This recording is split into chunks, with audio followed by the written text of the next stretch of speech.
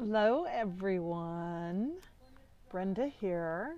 Sorry, I'm trying to get my camera kind of in the right spot. It is Cocktails and Coaching.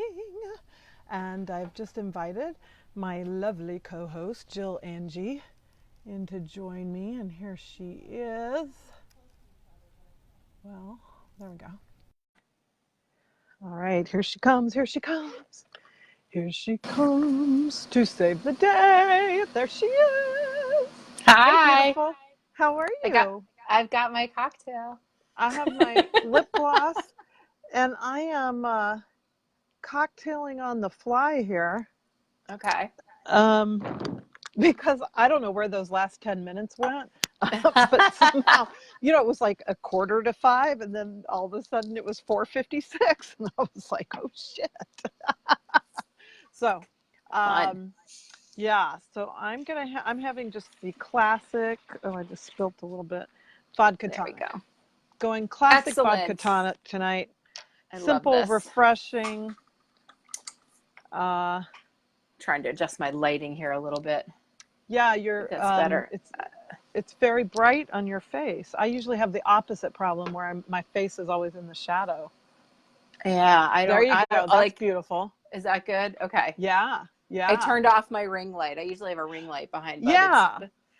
It was too much right now. it's too much right now. I had to turn it off. I So I don't anyway, have a ring light. I would like to. That's one thing I want to add to my.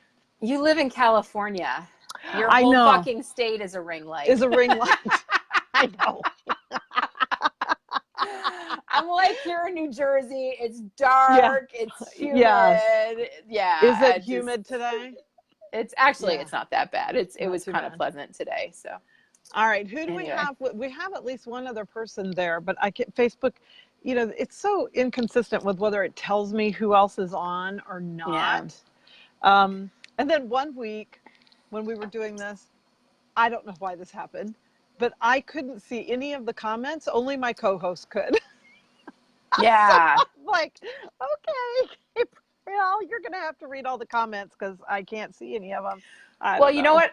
I'll get Facebook up on my laptop Mm-hmm. and then I can see them if Mm, you need me to. Let me see if I can do that. okay. Hopefully, somebody, whoever else is out there, comment for us. Say hello. Tell us. Oh, now we have several. So tell us where you're joining us from and what your cocktail is. And it doesn't have to be a alcoholic beverage. You can be having any beverage that makes you happy. That's all we care about on Cocktails and Coaching, right? Any beverage that makes you There's happy. Sheila. Hello, Sheila.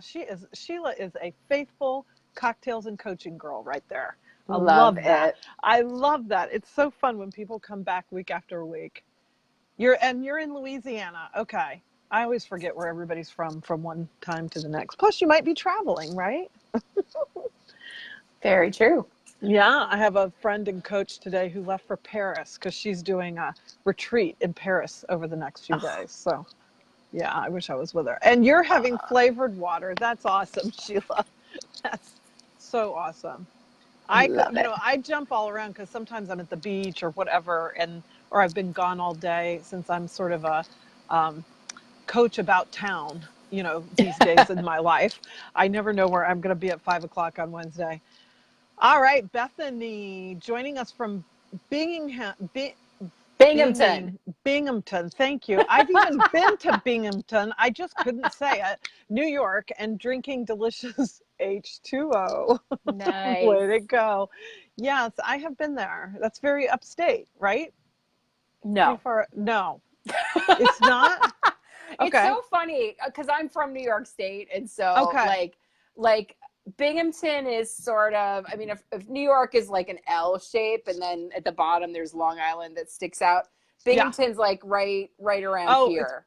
oh, Yeah. okay. Okay. But depending on where you're from in New York, like if you're You from New think York City, Binghamton's upstate. If you're from like Rochester, like I am, like upstate is, the halfway North upstate. Country. Yeah, Right, upstate is right, right, farther up. right. Yeah. Okay. Well, it's just funny. Yeah. This is like I have a friend who says because I was came to California from Pennsylvania. I'm from California, but he'll say I'm from Pennsylvania because I came from there to here, and he'll call that the central, the Midwest.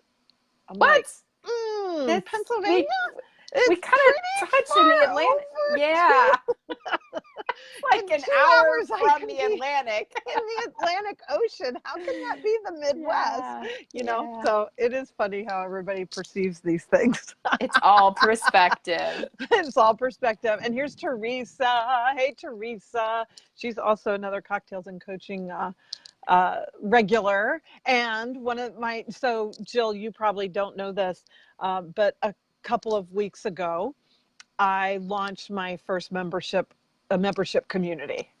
And Exciting. yeah, so I did my founding members promotion because I just wanted to have a few people, you know, like get in on the ground floor. And then I'll open it up again after we get started October 1st, which is like next week, I realize. But, and Teresa is one of my founding members, and I call it Yay. Get Everything. Because what else would I call a membership group, right? But Get Everything. Get everything. Get everything. Because I'm so, and this will segue nicely into, Teresa, put in the comments, remind me, you're in Washington, you're in Portland, Seattle, somewhere like that. So remind me where you are also, and so everyone else knows as well. But this will segue, Jill, into me asking you to share with us a little bit about your story, because I love what you do with Not Your Average Runner, because as I said in my email this week, I'm so adverse to running, right? That I love what you do, because you, if anybody could inspire me to run, it's you. And like that's saying so much.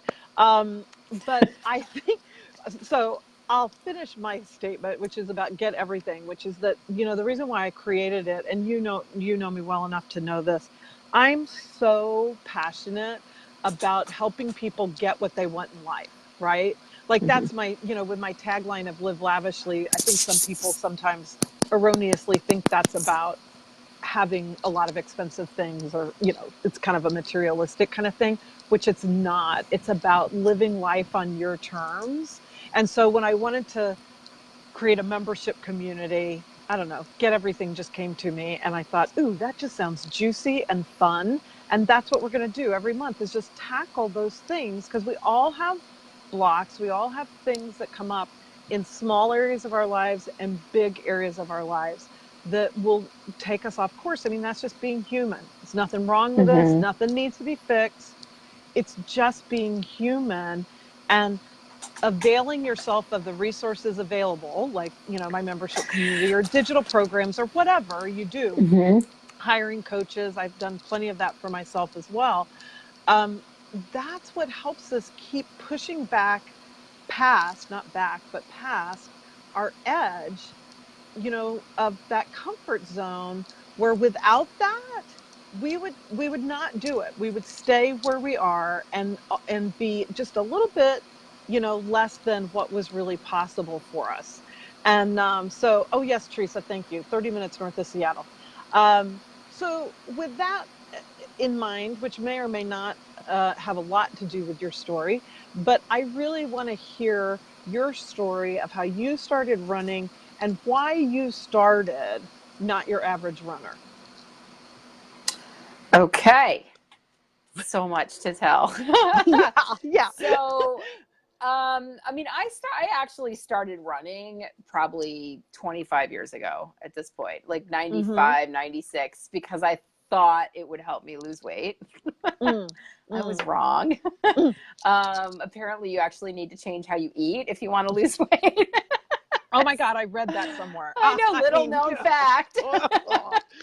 So, but I started doing it and I sucked at it. And I just kind of like would, you know, quit and then come back and quit and then come back. And honestly, I did that off and on for years. And somewhere, maybe like 10 years ago, I guess, I signed up to do that. You know, the breast cancer 3-day where you like walk 20 miles and then you camp out and then you walk 20 miles and like, I Okay. signed up to do one of those. And, I was like, I got to get some help. So I hired a personal trainer, Uh-huh. and I was like, I got to lose weight and I got to train to do this thing. And I didn't lose weight And Okay. honestly, I kind of failed at doing the 20-day, the 3-day thing. I mean, I trained for Okay. it, but then 2 of the days were canceled because there was mud. But what I Oh, gained out of that, I know, I was like so relieved. I was like, oh, thank oops, God, I don't have to walk sorry. 60 miles and camp out. Right, right. But what I gained from that, because she was my personal trainer, she also taught me yoga, and I started taking yoga from her. And I Oh. learned compassion for my body. I learned to stop judging myself. I learned to stop trying to be different than Mm. was, and started just accepting myself the way I was. And like, that was really pivotal for me, is just that, like, oh, wait, I can be fat and do things and not, I don't like, just because I'm fat doesn't mean I need to be trying to lose weight. Okay, well, true. And do you really think of so Teresa was also commenting that the video froze on her end. For me, it's all been very fluid. Has it been for you, Jill? Yeah. Yeah. Okay, okay, Teresa. I mean, I hate to say I hope it's you, but it might just be your bandwidth right there. Um, but so do you really think of yourself as fat? Oh yeah, totally. Do you? Yeah. I think that's so interesting because I don't, but and so and I think of but I think part of your uh, perspective is that people can run at any size. Is that Yeah. right? Is that that's part of your sort of Yeah, for sure. foundational? And I also don't think being fat is something to be that we should be ashamed of, or that we should be like, like somebody It's not say, a criticism. it's not a criticism, Right, right? right. It's just an attribute. Isn't that wonderful? Because even, I mean, so I felt that there. I thought, oh, I'm projecting onto you that when you said I'm Yeah. fat, that you're criticizing yourself. Yeah. I And mean, you just not, caught me red-handed. Coach right here I just know, got but caught red-handed. it's And you're right. pervasive. It Right. is a You're like, no, no, pervasive no, you're judgment. not Oh, no. fat. I'm like, Yeah. it's okay. I'm fat. Yeah. I know it. Yeah. And you're healthy. Yeah. I mean, yeah, I'm training for Yeah. a marathon. So, Yes. Yes. yeah. Yeah. So, I mean, gosh, It's I a could, mind bender. It really yeah, like, is. I'm like, wait, can we just stay here on this? Because it's like, today I wrote a blog about getting things out in the world, Mm-hmm. because some people, it's just hard for them. They might have the dream, they might have the vision, they might be a great planner, right? Even, but like, they can't get it done. They can't like get it out in the world. And so it's not the main focus of my work, but I seem to always have a couple clients that Mm-hmm. work with me because they know I'm a person who gets it done out in the world, and they need that, whether they think of it as coaching or mentoring or whatever. Mm-hmm. They're willing to pay to have me help them get their thing out in the world. And so as I was writing that, and I think I even did one of our Live Orgasmically videos, kind of a short version of the same idea. That's what I was trying to do there, is neutralize that. Like, that doesn't make you bad, or like there's something wrong with you, that all you have is the vision and you can't make it happen. No. Like, it's just, and we do that. Judgment is so pervasive, isn't it? Of Yeah. all kinds. Like, we just, Yeah. in I ways just that did a we, webinar earlier tonight for my own clients on perfectionism, and how okay. believing that things have to look a certain way or be a certain way so that we can feel good about ourselves is like, Mm-hmm. that's what perfectionism is. Believing that there's Mm-hmm. like a perfect way to do things, and that if it's not like that, you can't feel good about yourself. Like, Mm-hmm. you're screwed if that's your belief. Right. And so if Yes. I believe that being fat is bad, and then I struggle to lose weight, I'm screwed. So I was like, well, I can either like white knuckle my way into a smaller body, or I can just accept that this is the body I have. If I want to change it, that's totally fine, but I can't change it from a place of thinking it's wrong. Yes, yes, yes. Yes. So totally right. We have to, like I often will say, we have to love ourselves in to Mm-hmm. whatever it is we want, and not browbeat ourselves. Like, Yeah. we have a cultural norm of criticizing ourselves into, supposedly, into our next transformation. you Yeah. know, because I want to evolve into this whatever fit person or this thin person or this successful entrepreneur or this whatever, you know, get a Yeah. promotion at work or be a mom and, you know, have all these great kids or whatever. And I'm going to browbeat myself into being really good at that because Yeah. we've been taught that criticism is what drives you to change something. Yeah. And I think it's really time for a paradigm shift in that. I Yeah. think that really it's self-love that creates a lasting, a Yeah. transformation that's sustainable. You Right. know, instead of Exactly. I lost 20 pounds for my class reunion and, you know, 2 months Yeah. later I've put back on 30, you know, kind of thing. Yeah. Yeah. Yeah. So I would love to hear from those of you who are with us live. Like, what is that what does that make you think of in your own life, or what questions does that bring up for you? Because that could be a big, like, sounds good, ladies, but how the fuck do you do it? Yeah. Right? You know, because it is maybe easier said than done. I mean, I think that that's the case with a lot of things that are profound and really good for us, is they're easier Hmm. said than done sometimes. But I'd love to hear from, you know, our listeners. And if you're watching on the replay, same thing, put your comment or question in and we'll respond to it, you know, in the future. Um, because I always watch Because the we can feed. time travel with Facebook We can Lives. time travel. That's right. That's right. That's what Facebook Live is all about. So, going back to your story, what was, so did you, was that natural for you? This is the other thing that fascinates me with people. Was it natural for you? Oops. Sorry. That's right. I did it once too. I dropped my phone face down on my There we go. laptop. Yeah. It's My balancing. tripod got a little angsty there. Okay. Okay. Yeah. I'm always There we go. balancing my headset jack coming out of my phone and my phone. And yeah. Anyway, um, was it natural for you to drop the judgment about, you know, being fat, we'll say, or was that hard earned? I mean, I think it's still a process. Mm-hmm. It really started with yoga and just hearing the Mm, message that wherever you're at is okay. And I mm-hmm. had to hear that a lot, right? Yeah. Until one day I was like, oh, maybe it's not the end of the world if I have fat calves, right? Like, so it's Wait, not, what? I Yeah, know, right? I Like, know.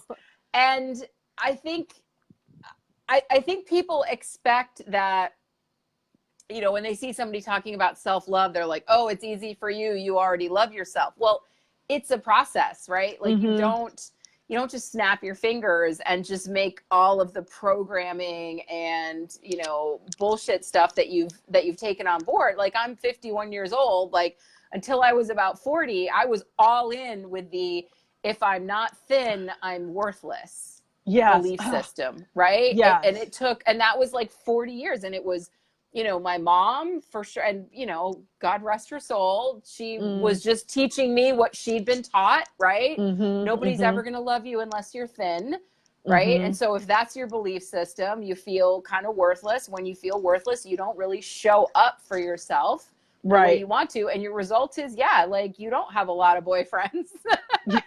because you're not, right? Like, because Right. you don't believe that you deserve them. And so I think a lot of people expect that it just should be easy, that you should just be able to change your mind, and that's not how it works. It takes focused effort, which is what you and I both do with our Yes. clients. Yes, and ourselves, obviously. And I Yeah. think that that's really important because the other part of, I think this was the blog I wrote today, but something I did, I was very prolific today. I was like the Uber, you know, producer of stuff today. Yeah. Um, but there are certain things that, you know, you don't want somebody who's teaching you what they cannot do. Mm-hmm. You know, I mean, sometimes it works. There are plenty of people who teach what they can't do. Okay. And sometimes it doesn't matter. That's okay. You can learn from them and whatever. But I think in certain of these things, like loving yourself, you know, exactly as you are, or I think my example was in the getting things out in the world. Like if you're gonna, I mean, of course, I want you to hire me to help you get things out in the world. But if you're not gonna hire me, at least make sure the person you're hiring actually does that. you Mm-hmm. know, and isn't just talking a good game about what they're going to tell you to do. And so I think what's really important to me about what you just said is that you're practicing what you preach. Like that to Yeah. me is my best compliment. When somebody tells me, somebody I've worked with who knows me well enough to know, because not everybody, really does, but people who I've done things with on a bigger scale and they know me better as a person, who will say, like you're doing, I can tell you're doing this, Yeah. in your own life. And it's so true. So so I'm going to read Bethany's comment here because I think this is so profound. Bethany, thank you so much for being open and vulnerable with us and sharing this. She says, I lost over 120 pounds and still see myself as fat, even though I'm extremely healthy and active. Your brain can be so deceptive and judgments, even when it's very clear that you've done hard work and made amazing progress. Self-love is an everyday process. I fucking love that. Yeah. Yeah. It Yeah. is. It needs to be refreshed daily, like bathing. Yes. Yes. I think that's why, it struck me like I'm probably late to this game. So you guys are going to probably be like, really? But it just struck me, I don't know, 6 months or in the last year, how all these many physical things are this way and many spiritual things are this way. And no matter what, regardless of the discipline or the thing, spiritually, I don't know if you'd call it a discipline, but whatever, the various ways of coming at your spiritual growth, they always refer to stuff as a practice because Mm-hmm. it is, you have to practice it all the time. My big thing this year, one of my big things, this has been a really big year for me, is not defining who I am by my circumstances. And I don't want to do that I don't want to do it when my circumstances are awesome. And I don't want to do it when my Right. circumstances suck. And that's a trick too. Like it's one thing to say, oh well, okay, I don't like whatever, where my body's at, my business is at, my finances are at, whatever, you're unhappy with in your life. And then go, oh yeah, like that would be really liberating if I didn't define myself by that. And Yeah. that's totally awesome. But then there's a whole nother level of when things are really great, if I'm defining myself by that, it's Yeah. equally as shaky of a ground, Yeah. You right? can't Because have it both ways. yeah, you can't have it both ways. So Yeah. how does that play into, thank you, Bethany.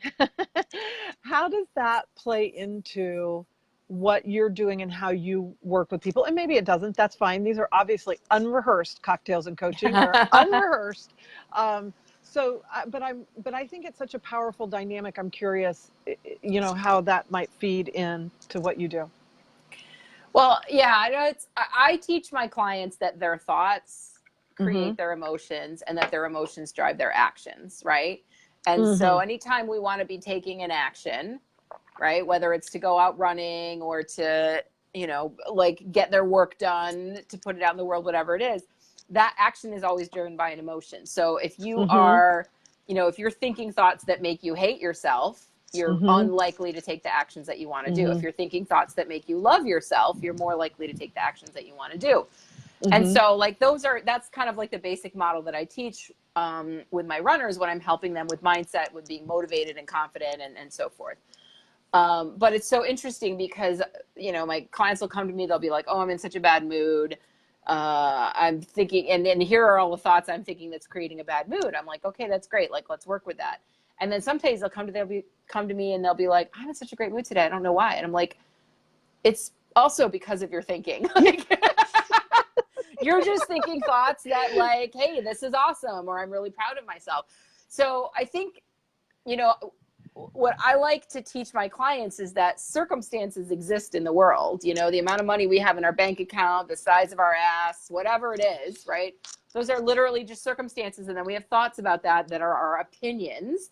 And those thoughts are what Mm-hmm. create our feelings, right? So our circumstances never create our emotions, whether the circumstances are great. If you went to work and you got a raise, it's not Mm-hmm. the raise that makes you feel great. It's your thoughts about it. If you went to work and you Right. got fired, it's not Right. getting fired that makes you feel like shit. It's, or maybe you're happy you got fired. I don't know, but Right. Right. But it's right. your thoughts about it. And so I think I just like to take the circumstances Mm-hmm. just out of the equation completely, because that can't, they can't influence us. Yes. Circumstances are neutral, and it's always our thinking about those circumstances that makes us feel good or bad or anything in between. Yes, yes, yes. So now let's add maybe a little tiny bit of a layer, and it may just be semantics a little bit. But I think that the the way I've expanded into that, because I've agreed and practiced that line of thinking, for Mm-hmm. several years now, a lot, 5-ish or more. What I've really started learning this year or experiencing is that those emotions and those thoughts, not the circumstance, actually also create my reality. Yes. And so I don't mean that. So I still got fired yesterday, for example. I got fired yesterday. Okay, so like some people might say that's a reality. I got fired almost 2 years ago. Um, It's just a circumstance. Yeah. but it's really a circumstance. And when I can come at that with thoughts and feelings that are really loving and self supportive and not, criticism, and I can imagine a future where I look back and say that was the best thing that ever happened to me, as so many people do, Yeah. about the most tragic things that happened to them. Like losing a job would barely even touch it for some people, Yeah. then that's my reality. Like that shifts me above that circumstance into, listen, I'm just living in love and abundance and joy. And so that's what's real for me. And Yeah. whatever my bank account says, or do I have a lover? Do I have a partner? Like, none of that has anything to do with that. Yeah. And isn't that the most empowering place of all? Yeah. Like, don't you think that's the end all be all of self empowerment? Yeah. I mean, I truly believe that reality exists only in our minds. Mm-hmm. Mm-hmm. Yeah. Mm-hmm. And like Yeah. that's freeing, right? Then it's like, oh, I Mm-hmm. can create whatever reality I want in my mind. I mean, we don't necessarily go against the laws of physics, but beyond that, Yes. Yes. But that's true. So I want to tell the story about the day, and you might remember this, but like I don't think I'll ever forget it. And I won't pretend that it was that meaningful for you, but the day I'll never forget with Jill. I was on something you were doing live, okay? A Facebook Live or something. I was just with you on something you were doing live. And whatever you said, I was going to be like the voyeur, right? I was just going to listen to what you were doing. Jill and I met in a mastermind, so I think it was even soon after we met, maybe, or whatever. And so I'm just curious about what you're doing and blah blah blah. So I'm thinking I'm going to be a voyeur, but of course I suck at that because I always have to, something. So you're talking about running, and whatever you said, because I don't remember the context now, I remember responding to you either live or in the comments, whatever the platform was, that how, because you had said, like, well, just go run for 2 minutes, I think you said, or something, and then walk for, so many minutes, and then, jog again for 2 minutes. And I was just like, no, like 2 minutes can't help. Like that can't be it. That can't be an answer, you know, because in my own mind, without really thinking about, and not that I had a number exactly, but clearly I had a number bigger than two that was, well, there's no point in even doing it yeah.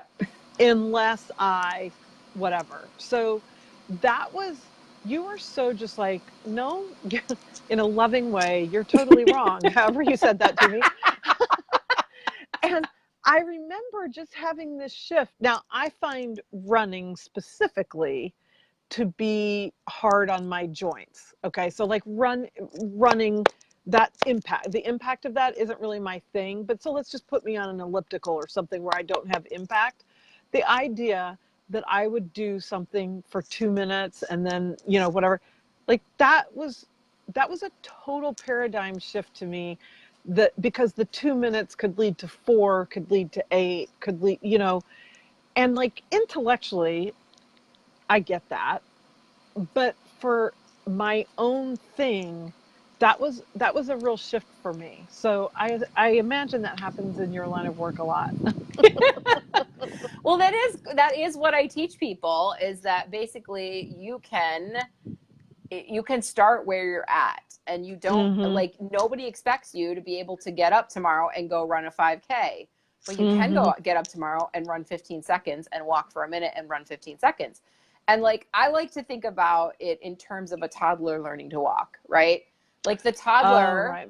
right, starts to crawl and doesn't Yeah. say, "Oh fuck, I can only crawl." Fuck. Obviously, I only I'm just crawl. gonna lay And then down, I just like mom. rolled over. I stopped and I rolled Right. over. Like, and the toddler falls down. Like, by the time Right. the toddler figures out how to pull itself up on it, like, he's falling down and like over and over and over. Like, there's like a Mm-hmm. 2% success rate learning to walk and run when you're a toddler. But there's no, like, the toddler doesn't have this belief that falling down is not enough. The Bad. toddler doesn't Right. have a belief that that failing is, that there's anything wrong with failing. The toddler's just like, I'm just going to keep doing this until I get better. Right. Right. And then Yes. we're taught Yeah. all those beliefs that if you're not good at something the first time out, it's not worth doing. Right. But Yes. that's Yes. not, instinctively, that's not how we operate as humans. We're taught that. We Right. override our circuitry with Yes. people, telling them, oh, it's not going to be perfect. It's not worth doing. And I think Right. yeah. Yeah. So that's where that comes from. That, like, oh, Mm-hmm. 2 minutes isn't enough. Why would I even bother? It's like, well, got to start somewhere.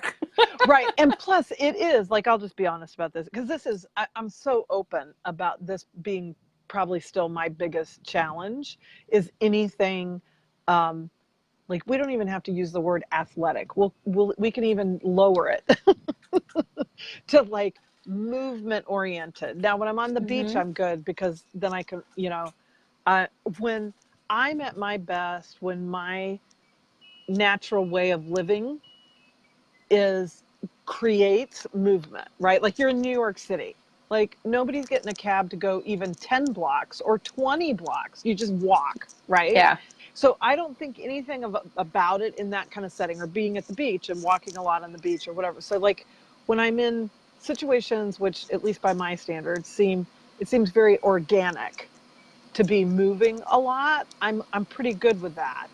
Right now, what I'm really good at is hauling shit in and out of my car, since I move about every week.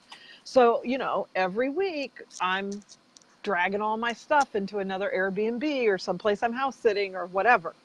Um, but what I'm bad at is, oh, there, you just heard it. Uh, no judgment there, right? What I'm bad at is planning on movement, you know, and I've been trying to unwind this message, and I've made some progress, but I have a huge story that I'm not sure where it came from, but that I'm not athletic, that I'm actually no good at any of this stuff. Now, Mm-hmm. I've had personal trainers say the opposite. They're like, no, I'm Yeah. looking at your body and you have an athletic, like I don't know what that means to a personal trainer, like why they can look at me and say that, because I don't know anything about that. But like, I guess I'm kind of muscular, like whatever, I don't know. Um, but I have a story that tells me I'm not good at any of those things. And I have a lot of perfectionism in me. Mm-hmm. So if I have a story that says I'm not good, then I don't want to try something that I'm not Yeah. totally sure I'm going to be really good at. Yeah. Yeah. I think that's a pretty common story. I mean, the way I talk through that with my clients, I literally just did a webinar on this for them like an hour I ago. should have been at your webinar, damn Is it. that, like, what would you be able to accomplish in your life Mm-hmm. if you were just willing to suck at something and do it Mm. anyway? Mm-hmm. Mm-hmm. And like, what could you do with your life Yes. if that was Yes. your belief? If it was the opposite of, like, if I suck at something, I shouldn't do it, Right. keeps you stuck. If you believed, it's totally okay Doesn't to matter. suck at something and Yeah. keep doing it, like, what could you Yes. accomplish? Yeah. And it's so funny because two of the most these happen to be men, but two of the most successful businessmen I've known in my life, probably billionaires. I don't really know, but probably, huge levels of success, not self-made. So they were born in very, at best, middle-class families and, self-made, super successful businessmen. And on, separate occasions, and I didn't even ask this question, it just came out in their conversations with me. They said, and, separate conversations, they said the reason why they thought they were more successful than their peers was only because they were willing to fail at more things. Yeah. And that, because those two conversations happened within a few months of each other, and I have always struggled with this perfectionist thing, that just really struck me. Yeah. And so, yeah, like I coach people through that kind of thing in a lot of arenas of their life, but I suck at it from a physical, like that part of that athletic physical part of it. So I would never go try to, like, I really want to surf. Yeah. Okay. Me too. So when I get myself in a place where I'm dedicated to really getting myself ready to surf, I will have a coach, because there's no way I will be able to get myself with all this baggage and hang up from where I am to where I want to be without somebody there helping me do it. Yeah. Yeah. I think that's brilliant, though. Always get help. Yes. Yes. Like, smart people get help. Stupid people just bang their head against a wall. Yeah. And flounder year after year after year. Yeah. I mean, and there's nothing wrong with figuring it out on your own, but like, I also think, like, if you're smart and you're like, I want to, accelerate my progress, then you just hire someone to help you out. Yeah, and kind of minimize the pain of it, right? Yeah. Like, I think it minimizes the struggle to have someone with you to help you through it. Or someone to say, like, everybody makes that mistake. There's nothing, like, you're not doing anything wrong. Everyone makes that mistake 100 times before they get it.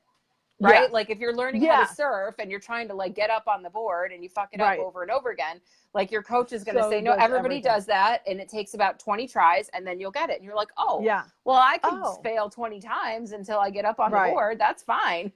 Even Keanu Reeves couldn't get up the first time in Point Break, right? Like, so that's how old I am. Do you remember that movie? I love that movie. Oh, me too. I have thoughts about that movie. I have a lot of thoughts about that movie. And so how fun. My friend Lori has just joined us, I see. So any questions or comments? Otherwise, I might just get off on Point Break and how yummy that movie was.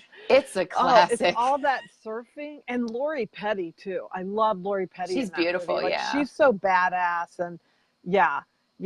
So I will surf. I've brought myself to the right part of the U.S. To do. In fact, La Jolla, my favorite beach where everybody sees the most. Oh, and here's Nilla.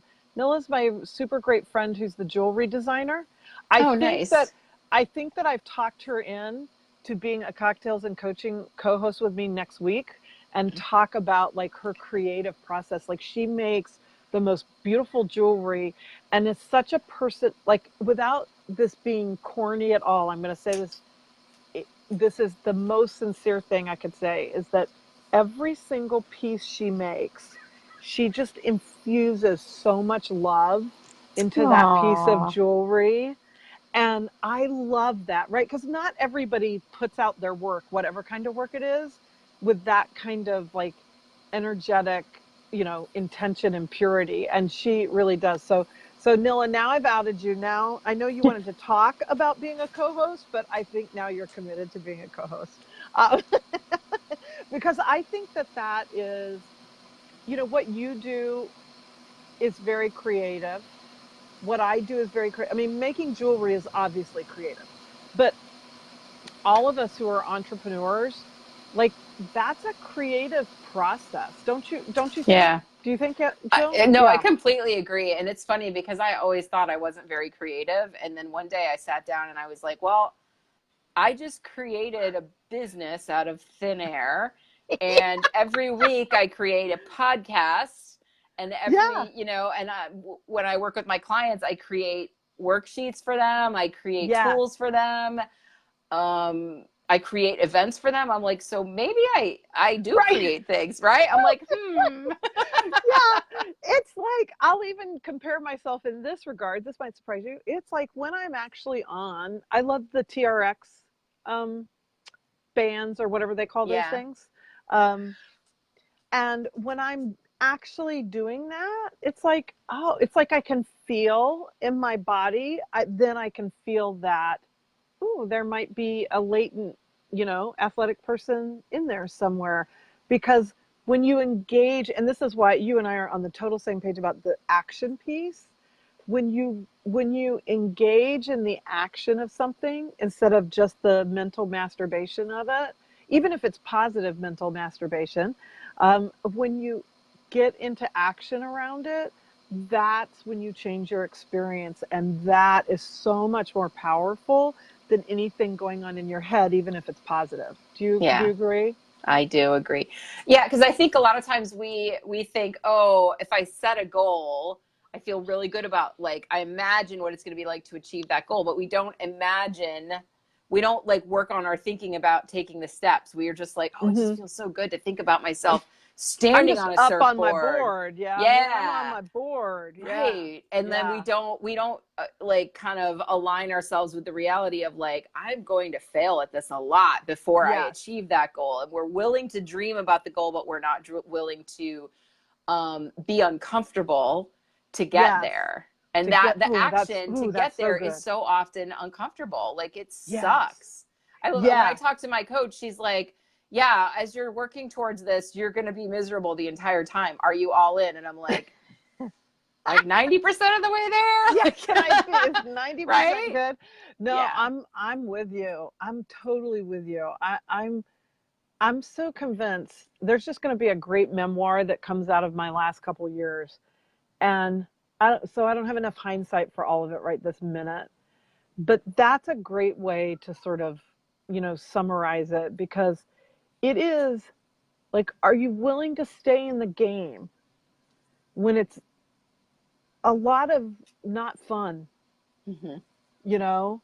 Because, and I think, well, this is what kept me going, because I believe in what's on the other side, Yeah. you know?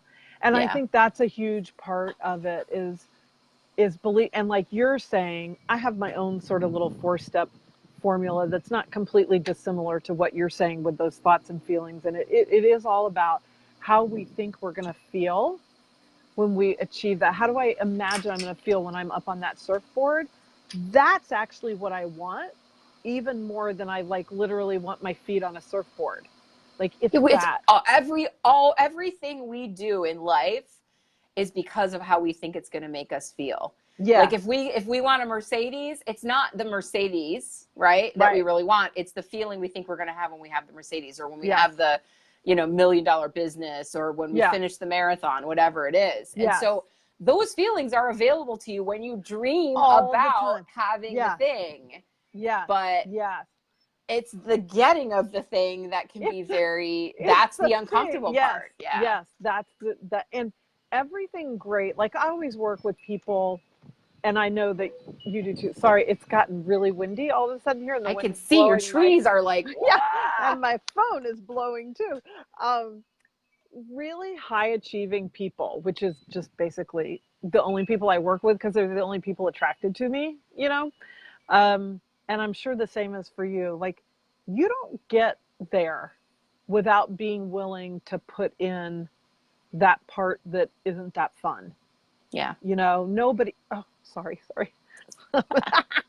No, and no one does. No one I admire fell off the cabbage truck into their greatness. You Yeah. know, they all have stories. I can't wait. Have you seen, I don't know if it's out yet, the movie about Thomas Edison? And No, but I cannot yes, wait. doesn't that look great? And I'm of course, the other one I'm totally obsessed with. This is Matt Damon and oh, who's the other? Maybe Christian Bale, but I can't remember. Who are doing the story of the Mustang, the Shelby Mustang, and Oh, when wow. Ford took on Ferrari, and that's what. And this is Matt Damon plays Mr. Shelby. And that's when the Shelby Mustang started. Of course, I drive a That, Mustang, not a Shelby, because one, they're uber expensive. And two, I would just get, like, that's not a car you buy to drive on the street. That's a race car, you know. yeah. But I love fast cars, and I love, you know, but you're right. It's the feeling of that. But none of those people, nobody pushed those kinds of envelopes and achieved what they achieved without getting outside of their comfort zone in a big Yeah. way. And without like giving up when they failed, like Thomas Edison, like what did he come up Yes, with, like a the thousand 10,000. iterations of the Yes, light, or yes, 10,000, right? Like yes. if he'd given up after two and just said, I don't know, this isn't Hmm. working, we would not have light. Yes. I think of this a lot with Elon Musk, maybe because my I love son-in-law him.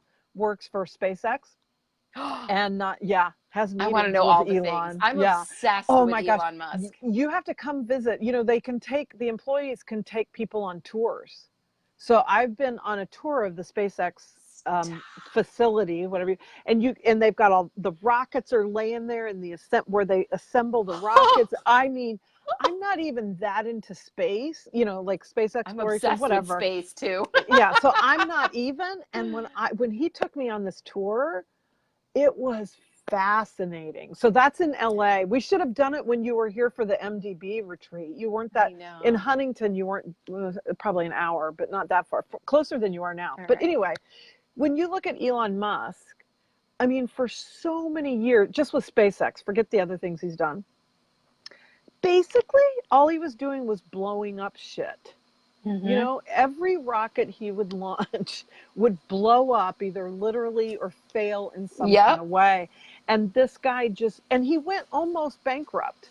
And some billionaire bailed him out maybe it's been 10 years ago, something like that. And that's why he's been able to keep going. And now, of course, they've had a lot of success since my son-in-law joined them.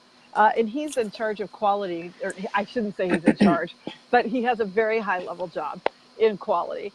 And, but you know, if you're not willing, and I think about that, you know, when I do my launch and I have my digital program that I think is so amazing, and I've worked so hard and then, you know, two people won it or whatever, you know, and it's like, okay, but what would Elon Musk do, you know, because Right. his shit was blowing up, and he didn't interpret that, he didn't make it mean, as either Byron Katie or Martha Beck is so prone to saying, he didn't make it mean he was a failure. Yeah, Nilla wants to meet Elon too. Um, he didn't make it mean he shouldn't be doing, this is a sign I shouldn't Right. be trying to go to Mars, right? Right. Like, he just kept going with his vision and making it happen. Yeah. Yeah, I mean, yeah. that's what's so powerful about people like him. I mean, like Elon Musk, Steve Jobs is another one, you Mm-hmm. know, like, my God, he got kicked out of his own company. Yeah, Danielle Laporte too. I was thinking about her the other day. You know Danielle? Yeah. She's Yeah, so she got fired from her own company. She did this great thing. It was called like Style and Design or something with another woman. I bought the book. It was a really great kind of, just like a great process for personally defining like who you are, sort of like we would do as business people to brand, like a branding Mm-hmm. book, Mm-hmm. but this was just for you as a person. And I Yeah. loved it. And so I started following her, and then I found out, um, you know, they fired her. That company, like, she got fired from her own Yeah. company. And that's when she went and did the desire map, and all of that started, and the fire starters and all of that. So, Yeah. you know, we just can't, well, I shouldn't say it that way, because it's really hard to do. But this is my lesson, I know, is that whole going back to not defining myself by my circumstances, Yeah. you know. It's And powerful. it's a big one. Or it's been big for me. Yeah. Yeah. Yeah. I So agree. I don't think we can be together, Jill, without talking about ass selfies. I wish I had known you when when I first left my husband and I was on Tinder a lot, because I Yeah. feel like you could have taught me some things. I had to figure it all out on my own instead of having an ass selfie coach. I could have taught you a few things. Yeah. That's so funny. Um, Yeah, you know what? I hadn't thought about that. I should put my ass selfie somewhere eventually. I'm not online anywhere yet. I haven't started dating since I've been out here in California, but it's definitely on my to-do list. But yeah, so this whole ass selfie thing, well, it came out of, were you at um, the whatever retreat it was with Rachel when Lux was there? No. Okay, so we didn't meet there. Okay, so this woman, Rachel Rogers, that Jill and I met in her mastermind, she did a face-to-face like retreat, and one of the speakers, Lux, ALT. It's not like the ATL. is it ATL? Yeah. I thought it was not. Oh, because Atlanta is ALT. It's the opposite. Yeah, I get my little left-handed brain transposes a lot of stuff. But anyway, she is a feminist stripper, which that doesn't usually go together, but whatever. Super powerful speaker, and so she spoke at this retreat, and she said something about having an ass selfie video tutorial on YouTube, and that just fascinated me. So Nilla, I made Nilla, that were some girlfriends of ours, Lori, who's on here sometimes, and Claire, and we would have goddess weekends.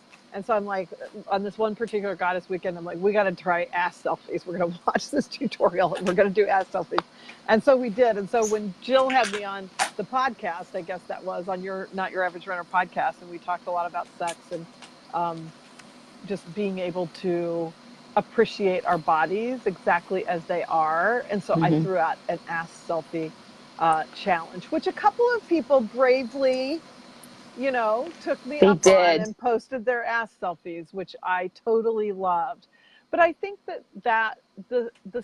I think that our sexuality is so tied to all of these things, right? Like this is like how free I feel in my body. And it is easier for me to be free in my body sexually than it is for me to buy that I'm an athletic person or I can go run or something like Yeah. that. It's almost as if it's just your thinking. It is. Oh, you think? It's totally. And it used to be my thinking sexually too. Like I was completely, repressed and thought I was frigid and had all those thoughts. So it really is. And that inspires me actually. And hopefully people watching can find that thing in their life because I do that with myself about the athletic things that I feel so challenged or so to speak in. And I'll be like, but wait a minute.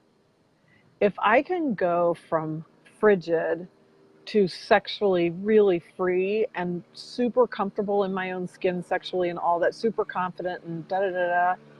If I can do that, I can get myself on a surfboard because it's the same process. Yeah. Yeah. Yeah. It really is. And once you've gone through that process once, the second time is easier. Yeah. Yeah. So welcome, Rudrani. We just had Rudrani join us. She's one of my most powerful, inspiring friends as well. I have so many powerful and inspiring friends. Isn't it great? I'm sure you feel the same way. Yeah. Yeah. Surrounding yourself with amazing people makes the journey so much easier. Yeah. Yeah. It very much does. So as we get ready to close here tonight, I have a question for you. I'm going to have two questions for you because I can't just do one, right? So one is, what's the biggest obstacle in your life, whether we've talked about it or not? Oh, thank you guys. We just got so many hearts going there. What's the biggest obstacle, whether it's something we've talked about or not, that you have overcome in your life? And then I would love for you to tell me what it means to you to live lavishly. Okay. My biggest obstacle that I've overcome and that I continue to overcome, and I actually don't love the word overcoming because it gives this obstacle a lot of power. Right. It's literally just my thinking. Yeah. Right. It's like all of my belief systems, like every single time I knock down another belief system and get beyond it, like it's just another obstacle. So I think for me, the biggest obstacle was believing that I had to be thin to be lovable. And once I really understood that is total bullshit, I my love life exploded. Right? Yeah. It's so amazing. And it's just so funny because I kind of figured that out while I was still married to somebody I didn't want to be married to. And I mean, he's an amazing person. He's somebody else's dream guy. He just wasn't mine. Yeah. Right. But you know, we got married and I started doing a lot of this work during our marriage, and I realized like, oh, like I married him because I thought I'm a fat girl and this is what I get. Right. Mm-hmm. And so once I realized that that was not true and I didn't have to lose a pound, Mm-hmm. you know, we separated, we got divorced, and I started dating, and I was like dating. I felt like I was in my 20s again. Yes. Like yes. suddenly I was like, you know, just like kind of putting myself out there and going on dates with guys that I never would have thought would be interested in me, you know, 20 years ago. And like now I'm with one. I live with one of those guys. Yes, and you do. So I think like that belief system was probably my biggest obstacle. Mm-hmm. And what does it mean to live lavishly? I think living lavishly is, to me, it's like always living in the moment and just like enjoying life to its fullest, whether it is like having a cup of coffee on the balcony on a beautiful morning, or, you know, avoiding a meltdown when I have like a business situation, or taking an amazing vacation, like whatever it is. I think living lavishly to me is just like, you know, not like getting drawn into like, oh, my circumstances are awful, my life is terrible, and just always kind of rising above that. I love that. And thank you for, I agree with you about that overcoming. That was a poor choice of words, because it is also, or it's inaccurate, because I'm with you. I think that those limiting beliefs, they're almost like, it's more like diffusing them, or like a knot that just kind of needs to be unraveled. It got really tight. And so initially it's really hard to get it to loosen up, right? Like think of a shoelace or something that's really in a super tight knot, and it's really hard. And then once it gets loose, it may still be in a knot, but you can just keep going more until it's finally open and gone. And that's all we do with our stuff, because the word overcoming, I think, suggests some kind of like it's a battle and there's a winning and a losing and all of that. And that's, but it's the vernacular that we use, right? Yes. And so like I always try to be really careful with my wording, just for my own purposes, because I don't want to ever think that I'm in a struggle or a battle with myself. I don't think it's helpful to think that way. Yes, I agree with you totally. So thank you for that. And I love your description of living lavishly, because I think that that's really beautiful. Like, there's actually nothing but the present moment. Yeah. Right? There, we imagine there's a lot other coming, or that was happened and we need to deal with it, or, you know, like whatever. Yeah. But life's not a battle. Actually, it's now. It's just each now. And that's the more presence that I cultivate in my life, the more lavish it feels. Yeah. Sorry, regardless of, because then you, like we talked about at the beginning, the circumstance, that's just a thing. Like the circumstances become just, oh yeah, you know, like whatever. I cut my big toe yesterday on a piece of wood. Yep. You know, I did that. And, you know, I haven't been depressed about it ever since, or, you know, like whatever. It's just like, yes, that happened. And I felt the pain of that, and it subsides, because I think, Teresa, the present, super great distinction. The present moment without judgment. You're totally right. You're right. You're totally right. Because the judgment pulls us into those other places. And what I've experienced is that when I can, just like cutting my toe on this piece of wood yesterday, when I can just let it go through me, like, so we'll use, you know, in an emotional sense, I feel whatever I feel, sadness or anger or whatever I'm feeling. If I just, in the moment, let that be what it is in the moment, it will die out, you know, kind of diffuses itself, so to speak. Yeah. I keep it alive if I keep, you know, stoking the fire, so to speak.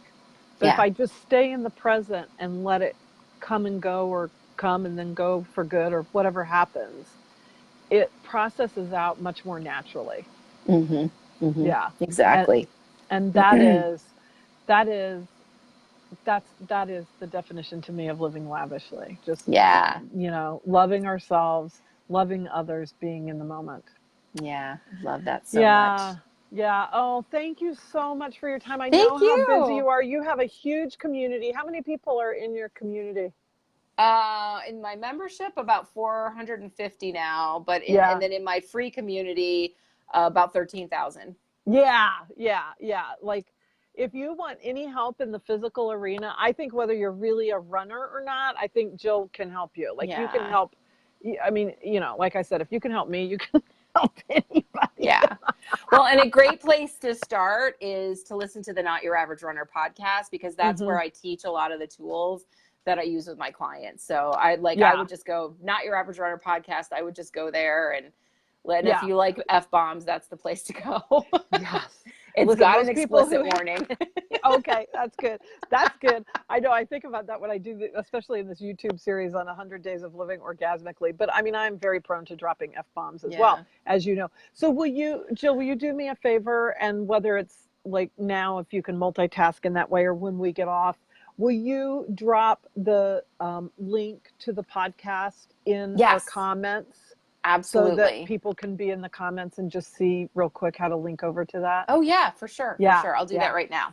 Okay. All So right. That good. would be wonderful. So thank you, ladies. Mwah. Love to everyone. Thank you so much for being here, and for everyone who watches on the replay. Yeah, thanks for Oh, having thank you, me. Teresa. Teresa says this was a gold mine of great information.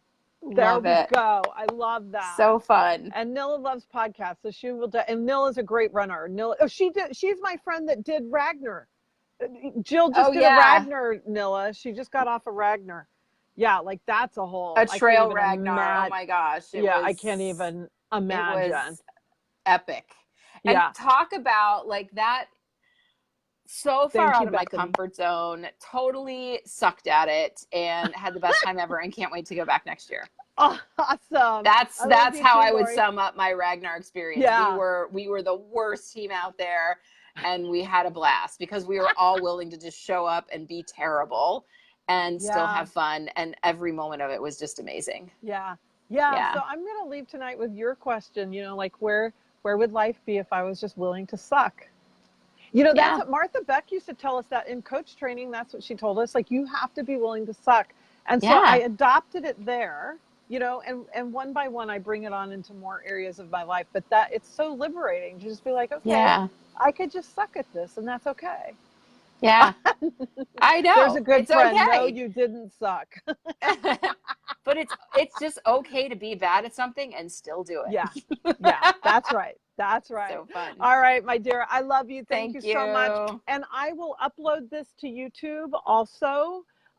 If you want to share it out to people, since you can't Oh share yeah, for sure. inside. Totally. So tomorrow or something, I'll go through the whole bandwidth process of downloading and Okay. uploading and getting it in YouTube. Okay. All right. All Thank you right. so Love you much. guys. Thank you. Mwah. Bye. Bye. Mwah.